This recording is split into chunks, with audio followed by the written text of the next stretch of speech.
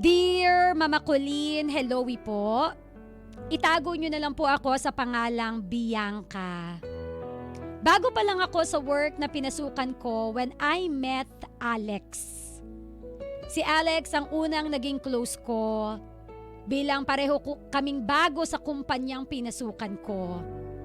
I am 2 years older than him. Matino siyang lalaki, Mama Colleen.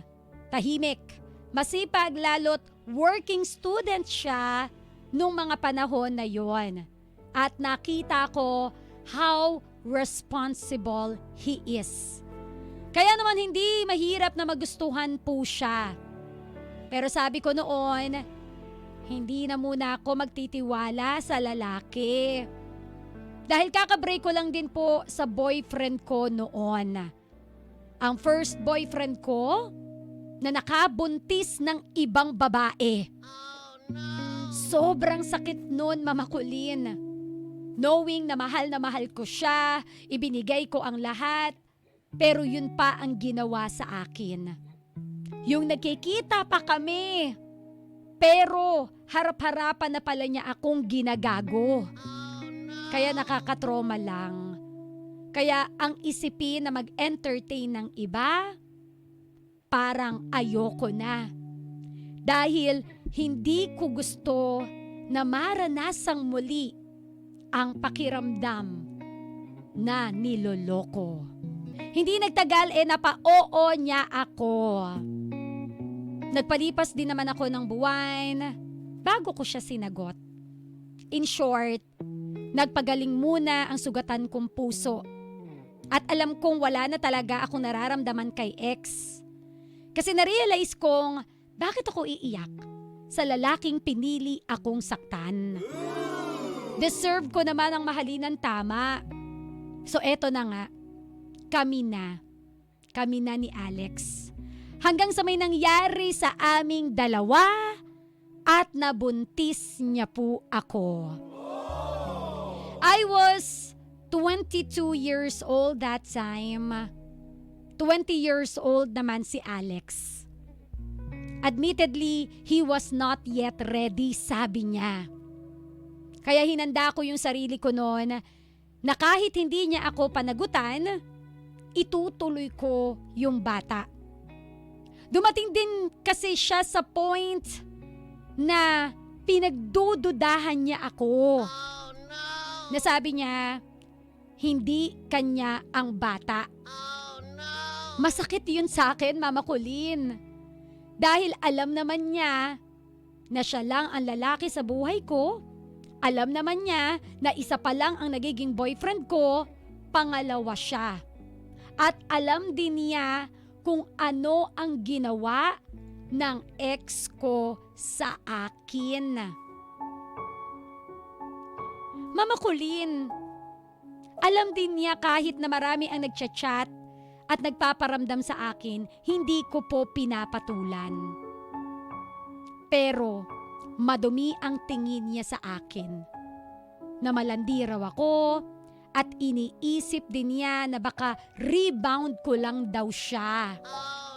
At marami pa akong masasakit na salita na narinig nung sinabi ko nga na ako ay nagdadalang tao na. Pero ma, nilunok ko lahat ng masasakit niyang paratang sa akin. Nagpakababa at nagpakumbaba ako para sa kaniya dahil mahal na mahal ko siya. At alam ko, hindi ako magpapakabaliw na piliin siya kung hindi ko siya mahal. Pinili ko siya kesa sa pamilya ko. Mama Colleen, nagsama kami bago ako manganak. Maraming ups and downs sa problema. Pera, pang araw-araw na pangangailangan, pero kinakaya. In fairness, wala po siyang babae. Wala kami naging problema sa usaping babae. Mataas po ang pangarap niya at ayaw niya ng mahirap na buhay since galing din po siya sa hirap. Kaya naisip niya pong mag-abroad. Pumayag ako kahit ayoko. Sabi niya, nahihirapan din siya sa sitwasyon namin na isang kahig, isang tuka. Nagtatrabaho siya pero minsan sapat lang, minsan kulang. Nung nabuntis din ako, Mama Kuli, natigil ako sa trabaho at nagtatahi na lang muna ako ng mga kortina na made to order bago nga po niya naisipan na mag-abroad. July 2018, nagpakasal kami kasi kailangan sa papel niya dahil may anak kami. Sa Japan ang bansa na yon at 6 na buwan ang training. Sa totoo lang, takot po ako sa long distance relationship. Pero para sa pangarap niya at ginhawa namin, inalis ko ang takot. Buo ang tiwala ko kasi alam kong hindi niya magagawang magloko. Although may trauma ako sa nakaraan ko. April 2019, nakaalis siya pa Japan. Naging okay po ang lahat. Nagtatawagan kami, nagchat-chat kami palagi. Hindi po stable yung internet ko dahil load lang ang gamit ko. Kaya saglit lang po ang video call.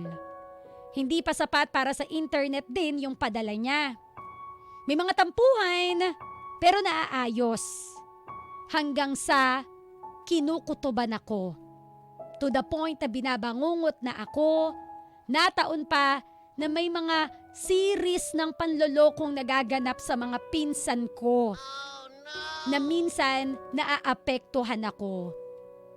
Kaya minsan, sinubukan kong i-open yung account niya pero hindi ko nabuksan. Hanggang nagawan ko ito ng paraan.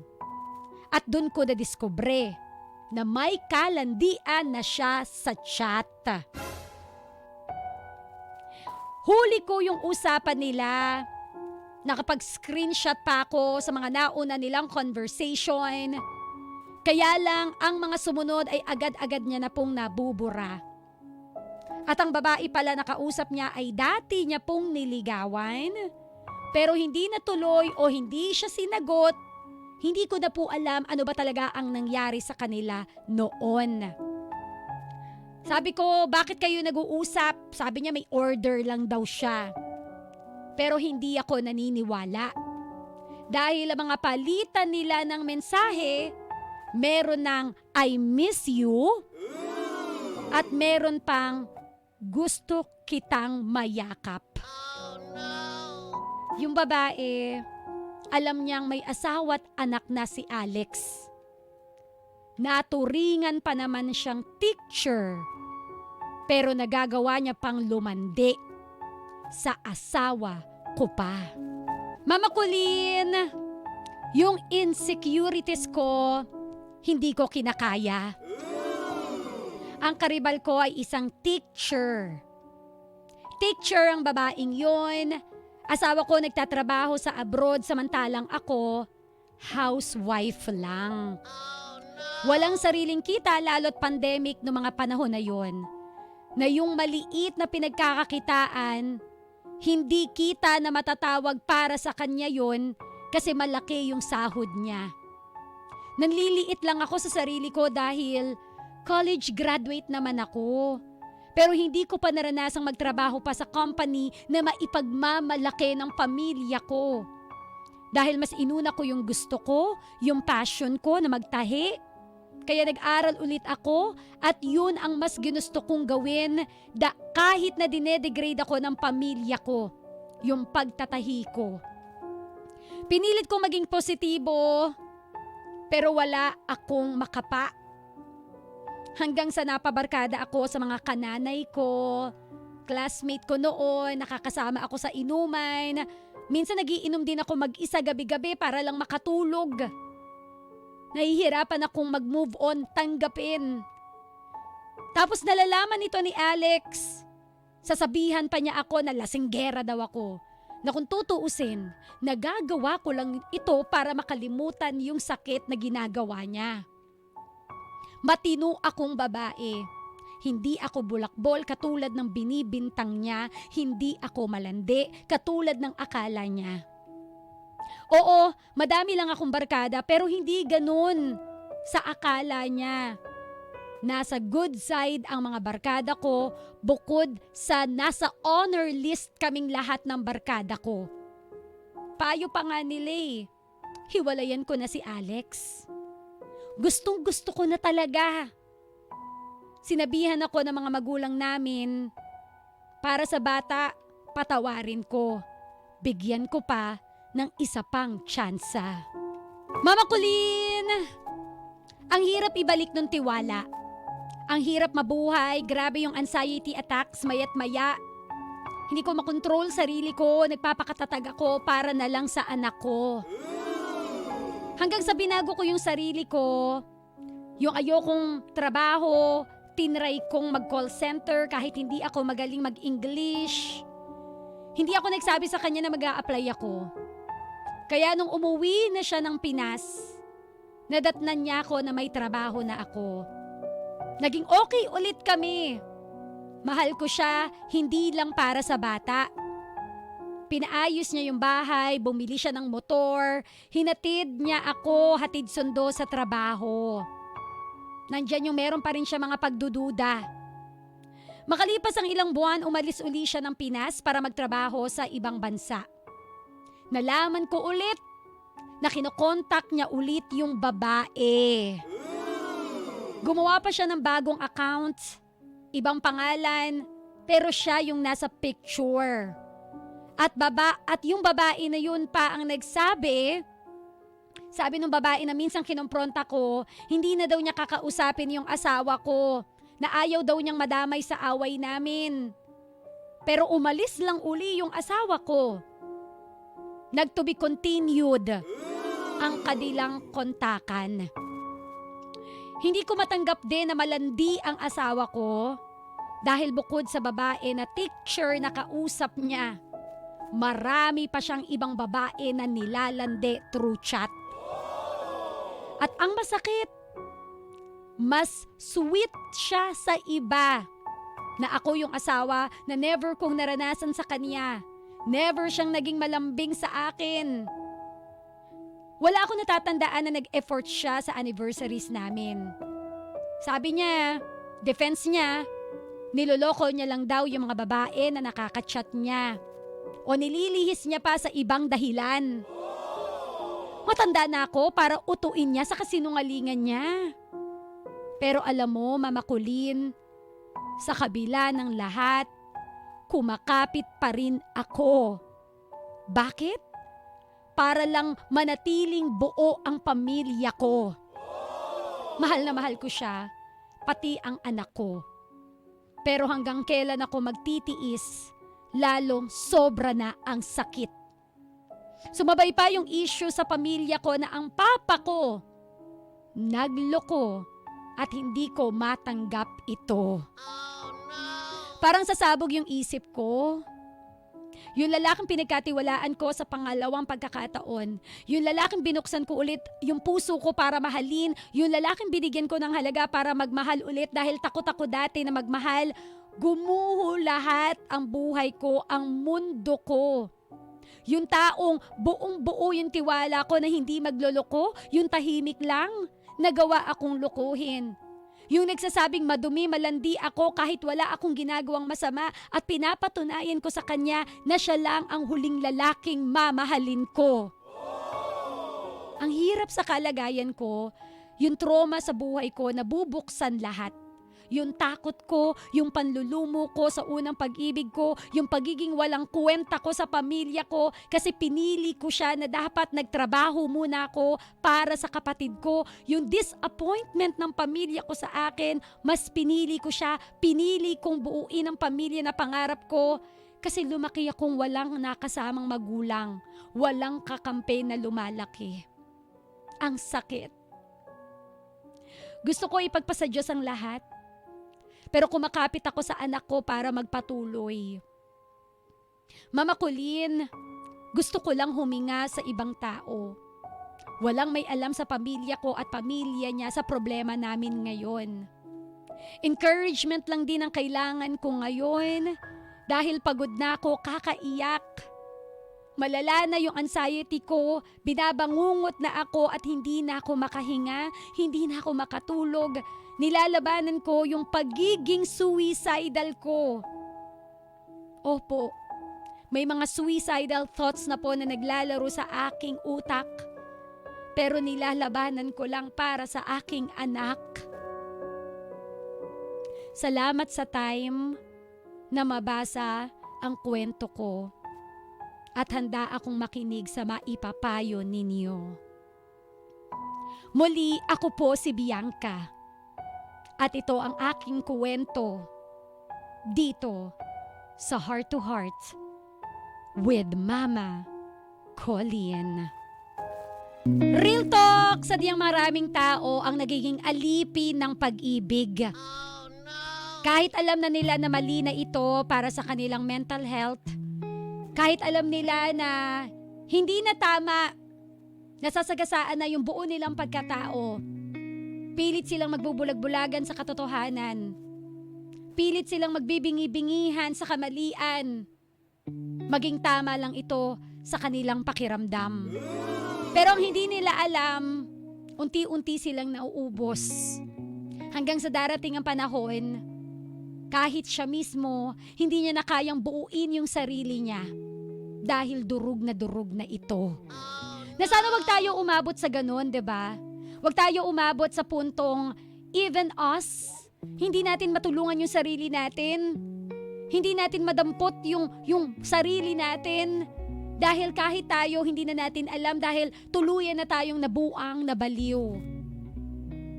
Nang dahil sa pag-ibig na wala naman pala at hindi na nag-e-exist. Ayun lang po no. Nagagawa nating magpakaalipin sa pag-ibig dahil sa pag-aasam ng kumpletong buong pamilya na hindi mo naranasan sa paglaki mo. Na it's been your frustrations. Kaya kahit masakit na, kahit mali na, kahit nakasemplang ka na, sige lang! Padayon pa rin!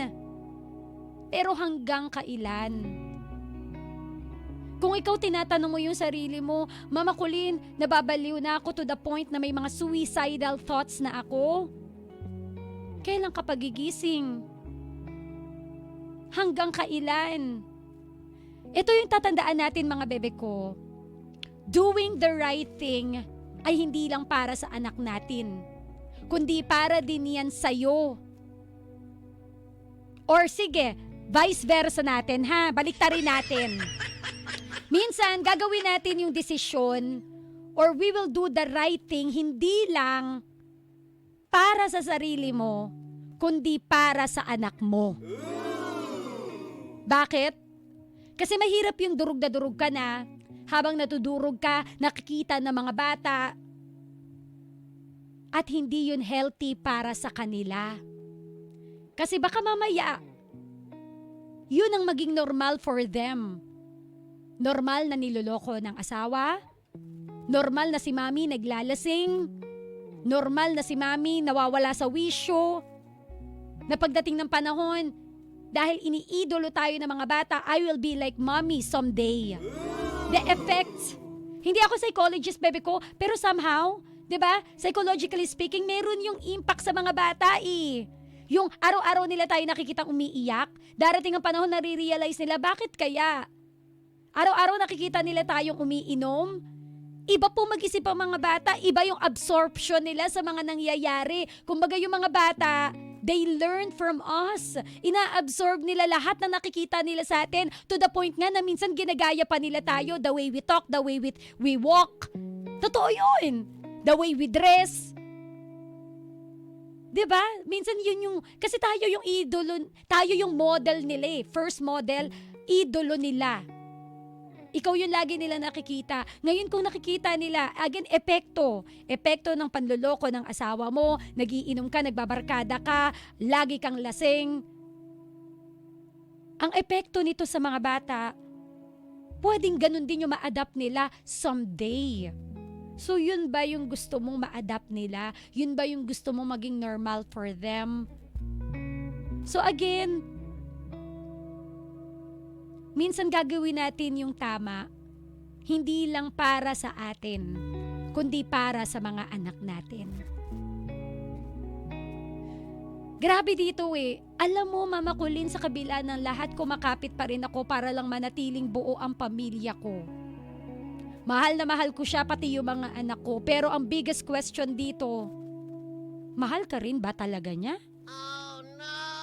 Kasi kung talagang mahal ka niya, kahit sabihin pa niya na, niloloko ko lang naman yung mga babaeng nakaka-chat ko, bakit? Oh Kahit alam niya na hindi ka komportable sa ginagawa niya, bakit tinutuloy pa rin niya?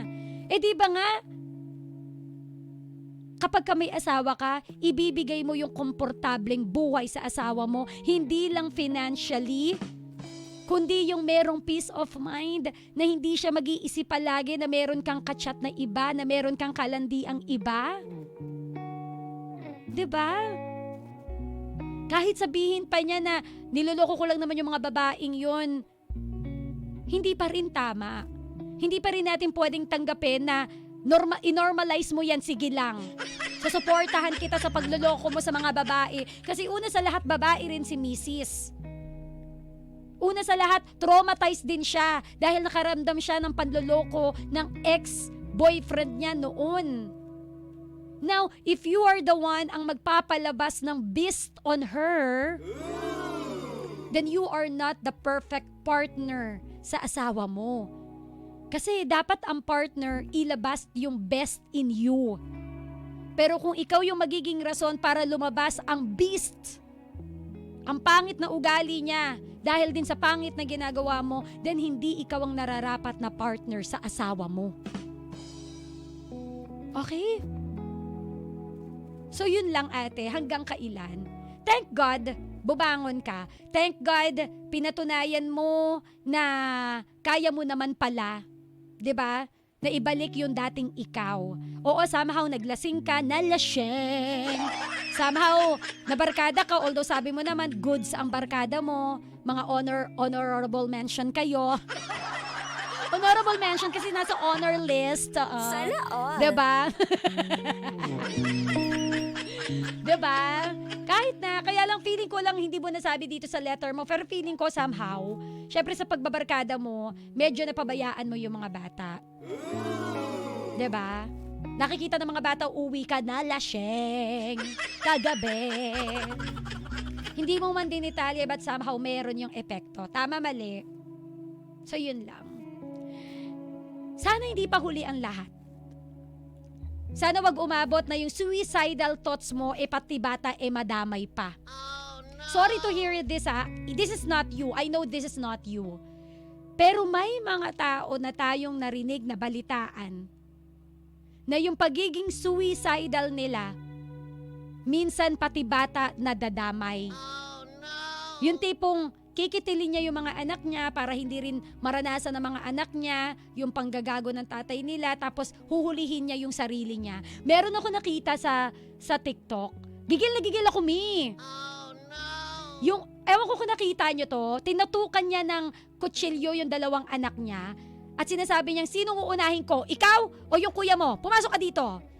Napakawalang kwenta ng ama ninyo. Chu-chu-chu-chu-chu. Yung bata, sabi niya, tinanong niya yung bata, sinong unahin? Ikaw o ako? Sabi ng bata, ma, wag na. Hanggang sa umiiyak na yung dalawang bata. Nanggigil ako, Bi. Sabi ko, pero kasi hindi natin masisisi si Mrs. kasi psychologically nagkakaroon na siya ng imbalances eh. 'Di ba? So aantayin pa ba natin na dumating ka sa puntong 'yun? Aantayin pa ba natin na darating ka sa punto na mabuang ka na lang ng dahil sa kanya? So please, save yourself, because saving yourself is also saving your children, na sila naman ang mabalingan mo ng saba ng loob mo ng dahil sa ama nila. Grabe, bigla ko naalala yung video. Grabe talaga yun. So please, wag na nating abangan yung susunod na kabadata na gano'n na rin yung gagawin mo. Tulad sa trending na video na nakita ko. Grabe yun, B. Grabe yun. Okay?